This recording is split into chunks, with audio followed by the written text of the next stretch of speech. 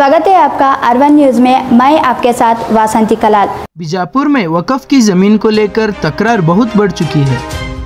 बीजापुर जिला सिंदगी तालुका में कब्रिस्तान की ज़मीन को लेकर विवाद दिन ब दिन बढ़ती जा रही है।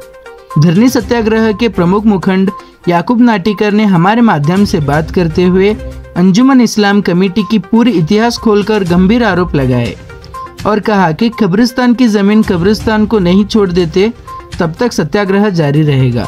इस घटना में जहीर मुल्ला की एक रिपोर्ट। कब्रिस्तान भूमि लुटी ಬಂದಂತ ಅನೂರ್ಪಾಶಿಗೆ ಹೇಳಿ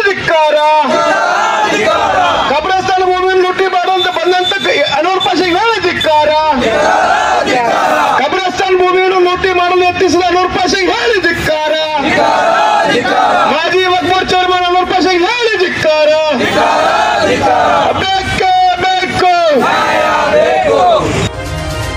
अस्सलाम वालेकुम। आज जो है TV1 इंडिया न्यूज़ आज़ाद भारत की आवाज़ और R1 न्यूज़ की आवाज़ और A1 न्यूज़ के जानिब से जो है मैं अवाम को इत्तला देना चाहता हूं कि सिंदगी अंजुमन इस्लाम कमेटी का जो है इसकी शुरुआत कहां से होती है।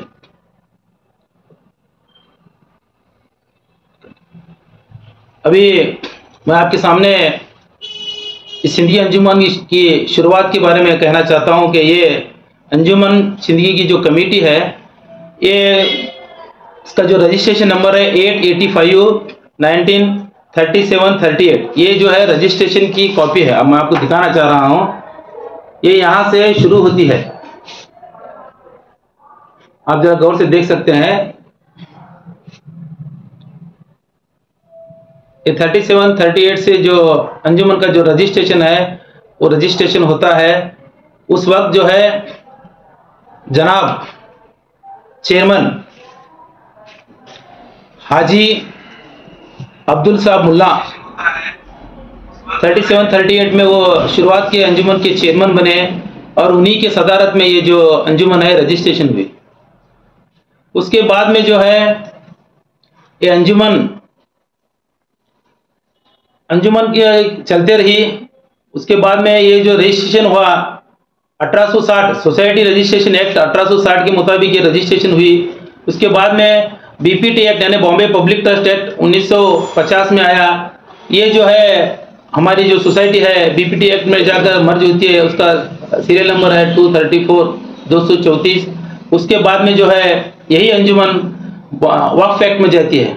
मतलब जो है 1954 में हिंदुस्तान आज़ाद होने के बाद में वक्फ एक्ट आया। 1954 में जो वक्फ एक्ट आया वहाँ पर जो है ये BPT एक्ट में जो रजिस्ट्रेशन था वो वक्फ एक्ट में चले जाता है। उसके बाद में 1966 यानी 66 में जो है ये हमारा सर्वे होती है सिंदगी की अंजुमन। सर्वे होने के बाद में जो है इसका 73-74 में गेजेट होता है। इस तरह जो है ये अंजुमन जो है हमारे वक्फ बोर्ड के अंडर अभी चल रही है। तो मैं अब आपको ये बताना चाहता हूं,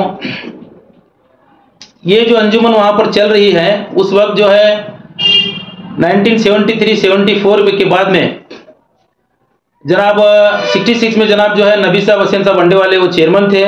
उनकी सदारत में ये जो वक्फ मतलब जो है ये उन्होंने जो मुतवल्ली थे उस टाइम में जो ये वक्फ होती है उसी तरह ये चलती रहती है कि वक्फ में ही चली थी।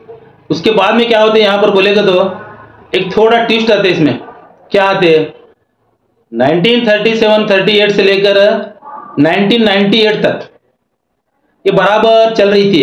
यहाँ पर एक मसला क्या खड़ा होते बोले तो हमारे जनाब अंगड़ी वकील साहब, मैं उनको अब इस वक्त पर याद करना चाहता हूँ कि वो हमारे लीडर हैं, वो हमारे जाने माने हस्ती थे इस अंजुमन के लिए। वो बहुत कुछ भाग दौड़ करे, उन्होंने बहुत कुछ बदलाव लाना चाहते थे। अब यहाँ पर क्या होता है कि हमारे अंजुमन को जनाब अंगड़ी वकील साहब के इंतकाल के बाद ग्रहण लगता है। ग्रहण बोले तो आप समझ सकते हैं, ग्रहण लग जाता है। जनाब अंगड़ी वकील साहब का जो है इंतकाल 4/2/1998 यानी जुमेरात के दिन उनका इंतकाल होता है। उसके बाद में क्या होता है बोले तो उनके इंतकाल के बाद में यहाँ पर वारिस कौन भी नहीं बचते। मैं चेयरमैन तू चेयरमैन बोल को एक डिस्कशन चलती है। मैं तुमने और एक बात ये बताना चाहता हूँ कि अंगड़ी वकील साहब चेयरमैन कब बने उन्होंने बने 77-78 में। 77-78 से लेकर तकरीबन 98 तक, यानी 20 साल तक उन्होंने चेयरमैन रहे अंगड़ी वकील साहब। ये कंटिन्यू चलते रहा मसला। उसके बाद में जो है अब अंगड़ी वकील जाने के बाद में अब लोग क्या सोचने लगे, अब हमारा लीडर कौन रहेगा, हमें अभी किसे चेयरमैन बनाना। तो यहाँ पर एक मसला खड़ा होता है। इस मसले के बाद में जो है यहाँ पर लोग तू चेयरमैन मैं चेयरमैन बोल को थोड़ा बहुत डिस्कस भी होते हैं। अब यहाँ पर जो है जनाब हमारे SM पाटिल साहब, उनकी एंट्री होती है उनके इंतकाल के बाद में। उन्होंने क्या करते हैं बोले तो ये नहीं, ये हमें चला ले जाती है कमेटी है कर बोल को लोगों के साथ उनका बहस होते हैं, उनका मिलकर।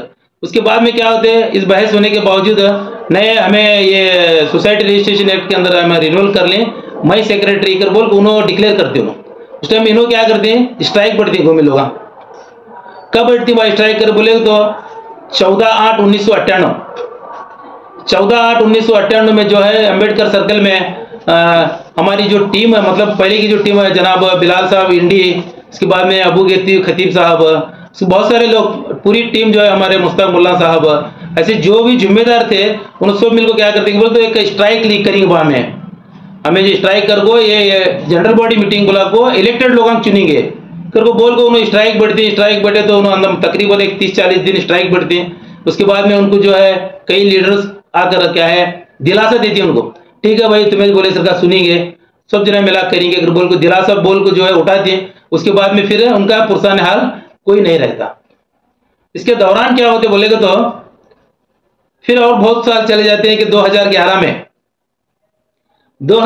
में मैं 11-12 में जब मैं सिंदगी में रहता हूँ ज़्यादा, अक्सर मेरा कारोबार भी यहीं था, तो लोग क्या कहने लगे कि हम लोग जब मस्जिद में मतलब ईदगाह में जब नमाज को जाते हैं तो नमाज को जाने के बाद में हमारे रजाक साहब अड़ंद, उन्होंने भी हमारे लीडर हैं, उन्होंने क्या कहते थे बोले तो ये अंजुमन का मामला हमें स्ट्राइक बेट को देके सब बेट को देके मसला हल क्यों नहीं हो रहा है, जमात के लोग चलाना था, एक ही इंसान चला लेके जा रहा है, क्या पूछने वाला कोई यहाँ पर मर्द नहीं है क्या। इसलिए पूरी मस्जिद पूरे जो ईद की नमाज को लोग जाते थे उनको उन्होंने जो भंगड़ियाँ दिखाने लगे थे। भाई तो उस टाइम वो नमाज मतलब उस टाइम ईद में नहीं था। हमारे चाचा वगैरह बोले मुझे कि मैं नहीं बा फलां टाइम नमाज को गया था, पूरे लोगों को हमारा चेक भाई ऐसा भंगड़ियाँ दिखाया, कोई भी नहीं पूछ रहे कर बोल को। तो मैं बोले आप करने वाले क्या है, नहीं उन्होंने क्या बोले नहीं कौन पूछना जरूरी है अभी, नहीं तो हमारा ईद को नमाज को जाना मुश्किल हो रहा है।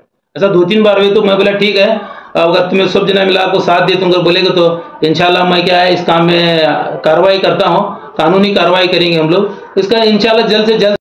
उन्होंने एक प्रस्तावना दी थी फिर से कि मुझे फिर से अंजुमन का जो है सेक्रेटरी चेयरमैन बनो, हम ना कर बोल किसे देती उन्होंने ये जिला वक्फ अधिकारी के जरिए जो है सीओ को देती उन्होंने। आप ये देख रहे हैं, ये पेपर देखिए मैं दिखा रहा हूँ, और ये जो है उनके पीछे जो है जितने आदमी उन्होंने बनना चाह रहे थे उनका भी एक लिस्ट है। 1 मिनट ये लिस्ट देख लीजिएगा आप, ये वो लिस्ट है, ये उन्हीं की सही है, ये मैं जो कलर जेरॉक्स करके रखा हूँ मेरे पास। तो मैं ये कहना चाह रहा था कि जब केयर टेकर कुड़गी सर को बनाया गया, यहाँ पर कुड़गी सर को बनाया गया तो फिर क्या हुआ, अब ये एक बीच में एक नया मसला ऐसा खड़ा हुआ कि सर्वे नंबर 1029 का एक मसला ऐसा है, क्या है वो अगर बोलेगा तो वो सर्वे नंबर 1029 प्लस जो है जितनी भी वक्फ की गेजेटेड प्रॉपर्टी है, मैं बताना चाह रहा हूँ आपको, ये एक मैं पेपर भी दिखाना चाहूंगा कि वक्फ की गेजेटेड प्रॉपर्टी कितनी है। ये है वक्फ की गेजेटेड प्रॉपर्टी, आप ये देखें, ये वक्फ ऑफिसर का ही ये लेटर है, ये बिल्कुल मैं आपको क्लियर कट दिखाना चाह रहा हूँ कि ये वक्फ ऑफिसर का ही लेटर है। ये सीरियल नंबर 3 में जो है सर्वे नंबर 1029 है, सीरियल नंबर 95 में सर्वे नंबर 1027 है, सीरियल नंबर 96 में सर्वे नंबर जो है 834 834 और जो है 1020 है। ये टोटल वक्फ गेजेटेड प्रॉपर्टी, मतलब गेजेट में है जो प्रॉपर्टी, इसे छोड़ दो और भी हमारी प्रॉपर्टी है, मैं तुम्हें आगे वो भी दिखाना चाहता हूँ इंशाल्लाह। तो ये यहाँ पर चल रहा है मामला। इसके दौरान जो है मैं आपको ये कह रहा था कि 2019 में कोर्ट में स्टे हुआ इलेक्शन को, उसके बाद में 2024 तक जो चल रहा था, उसके दौरान जो है एक कमेटी बनाई जाती है जिसका नाम है कब्रिस्तान कमेटी।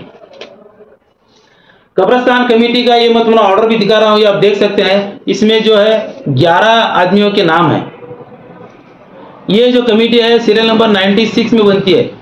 इस कमेटी के जो सेक्रेटरी भी बने हुए हैं, उन्होंने ऑलरेडी जो है वो जो इलेक्शन प्रोसेस चल रहा था उसमें उन्होंने भी मेंबर बने हैं, उनको ये मालूम था, नॉलेज को था कि ये इलेक्शन प्रोसेस चल रहा है, इसके बावजूद ऐसी हरकत नहीं करना बोल को उन्हें समझना था इस चीज को। उन्होंने क्या सोचे, तो कमर्शियल प्रॉपर्टी है, अगर वहां में क्या तो दुकान आगे करना डाल को कर को क्या तो करना कर को उन्होंने सोचे होंगे वैसा। लेकिन जो है कानून के दायरे में रहकर काम करना चाहिए। कानून हाथ में लेना या तो चोरी छुपी से कमेटी बनाना या तो किसी को विदाउट नॉलेज के एक कमेटी बनती बोले क्या होना हुआ बोले तो एक उसका प्रोसीजर रहता है। जुमा जो है मस्जिदों में ऐलान होना, उसके बाद में जो है पब्लिक नोटिस इशू करना, वो चिपकाना, ये सब प्रोसीजर रहते हैं। ये सो विदाउट नॉलेज के जो है इन्हों फाइल जो है मूव करे यहाँ से। वक्फ ऑफिसर जो परसों तुम आप सुने मोहसिन बोल को जो वक्फ ऑफिसर था वो ट्रैप भी हुआ नहीं, तुम्हें मालूम है कि कितना करप्ट था करने का तुमने प्रूव हुआ। ये वही करप्ट ऑफिसर है जो कमेटी को पैदा करने में उनको साथ दिया। ये जो करप्ट ऑफिसर है इनको कमेटी बना को दिया, उसके बाद में उन्हें उनको दूसरा इनकम ऑफ सोर्स कैसा करना करने का तरीका भी बता रहा उनको नहीं के। तो वो तुम्हें क्या करो, एक कोर्ट में एक डाल लो, क्या कर बोले तो हमारा कब्रिस्तान को जगह नहीं है, यहाँ पर कब्रिस्तान में जगह में जो है लोग एनक्रोचर्स हैं, इनको हटाओ। तो इन्होंने क्या करे, हाईकोर्ट में गए, एक पिटीशन डाल लिए, हाईकोर्ट पिटीशन डाले, क्या करे वो हटाने वास्ते एक डायरेक्शन इश्यू कर लेना। हटाने मतलब कोर्ट जो है वो एज पर लॉ करो कर बोले थी कोर्ट। उसी ऑर्डर को उन्होंने को इम्प्लीमेंट करते हुए सब पॉलिटिशियंस के साथ मिलकर वो हटाने की भरजोर कोशिश लगाकर जो है उन्होंने, उसके बाद में भी अंजुमन कमेटी के जो हमारे अभी वो प्रेसिडेंट थे उन्होंने क्या करे कोर्ट में स्टे के लिए गए। मतलब मैं एज ए मुतवल्ली मैं हूँ यहाँ पर, हमारे अंडर चल रही है, रेख देख कर रही है हमें, ये यहाँ पर जो तुम्हें ये इनको जो पावर्स दी वो उन्होंने नहीं करना, उसमें क्या भी अगर मूवमेंट करे तो हमला लेक करना कर को इन्होंने अपना प्रेयर डाले। कोर्ट भी जो है उनको लेक करो कर को ऐसा बोली।